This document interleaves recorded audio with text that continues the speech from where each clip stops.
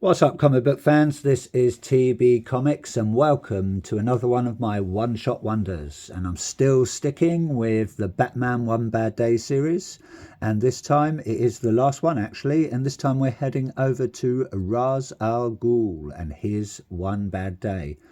Is it actually a bad day for Ra's though? Well, we shall see. So this is coming from the creative team, such as we've got Tom Taylor on the script. We've got Ivan Reis on the amazing artwork, with Danny Mickey on the inks, and Brad Anderson on the colours. Wes Abbott on the letters. Ivan Reis, Danny Mickey, and Brad Anderson on the main cover. Variant covers from Jim Lee, Scott Williams, and Alex Sinclair. Bill Sienkiewicz, hopefully I pronounced that correctly. Bruno Redondo. Brian Bolland on the amazing 1 in 100 variants, and Giuseppe Camuncoli with Arif Prianto on the premium variant cover, which I have there. Always, it's got Arkham Asylum ablaze, and we've got our main character on the front, and obviously it is Ra's al Ghul looking as miserable as ever. So this comic is yes, pretty good. I really enjoyed it, especially the artwork, and that is what stands out in this. It can come across as a little preachy in its sort of underlying story. Well, not really underlying, it is the main part of the story, but it does hit home. So we start off with a flashback with Ra's al Ghul as a young boy, basically about to be killed by some warlords. Not sure where they are. Could be in Mongolia or somewhere like that. There looks like some sort of warlords from that period and that sort of place.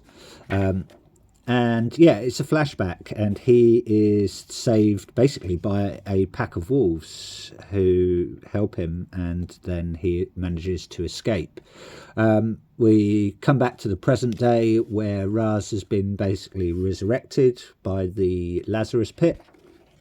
And obviously his daughter, I believe Talia, and he is basically told that the wolves, or the descendants of the wolves that saved him, basically one of them is dying because he managed to find one of these pups. I'm not sure if it's actually a descendant of the wolves that saved him, but I'm gonna say it is just for argument's sake.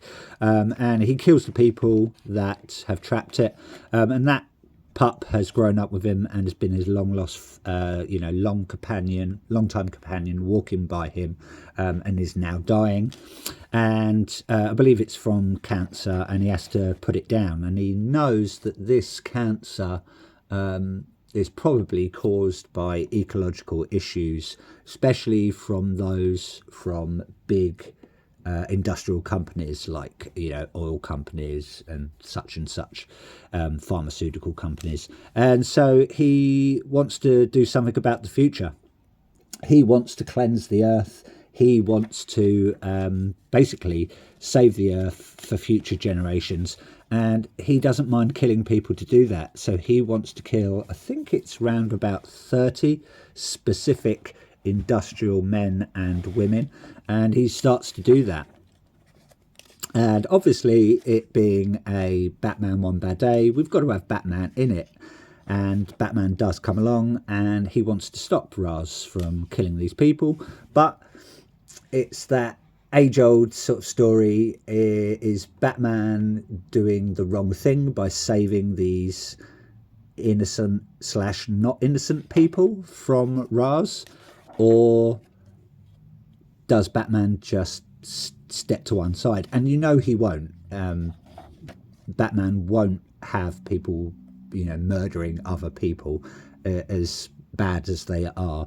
And you kind of feel sorry for Ra's, and you start sort of rooting for him and you want Batman to step aside. And that's my take on it anyway. So a lot of sort of battles ensue. We've got Batman and Robin fighting Raz's, I want to say, League of Assassins, I think they're called. Quote me if I'm wrong. And yeah, this is where it really stands out in the battles, especially the artwork from Ivan Reis is basically, yeah, it's stunning. That's what pops in this comic. Some really good fight scenes.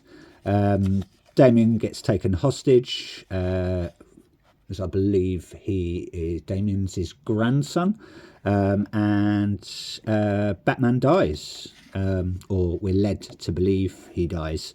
Obviously, Raz wants to justify his actions, and we've got some sort of ironic deaths. You know, we've got big game hunters being mauled by animals, etc., etc.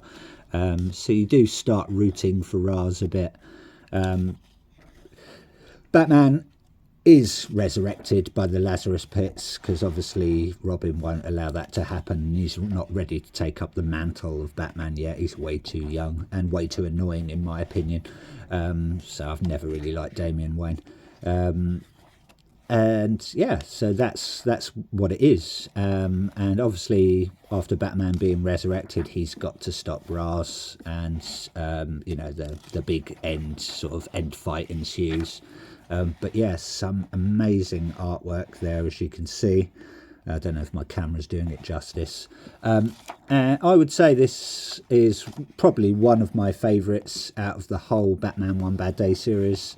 Some people didn't like it, but I liked it. Not for the sort of preachy get on your soapbox rather than focus on Raz's one bad day, because he doesn't really have an actual bad day. You know, he's quite happy towards the end. So yeah, if I had to give it a score, especially for the artwork, I would say 8 out of 10. For the story, I'll probably go with a 7. It's a bit overly ecological in my opinion, but it is that good sort of conflict between you know, does Raz carry on what he's doing, or does Batman stop him? And towards the end, well, you'll find out if you read it.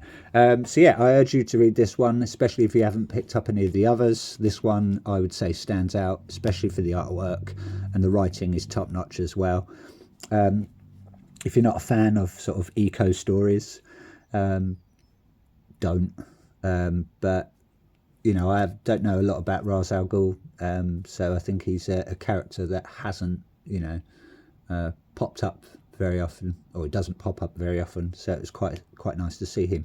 Anyway, enough waffling for me. Hope you like what you saw. Please like, please subscribe, please comment, let me know what you're reading, let me know what you thought of this this comic if you have read it. Always open to, you know, discussions and stuff. So that's it. Take care everyone, keep collecting, and bye bye for now.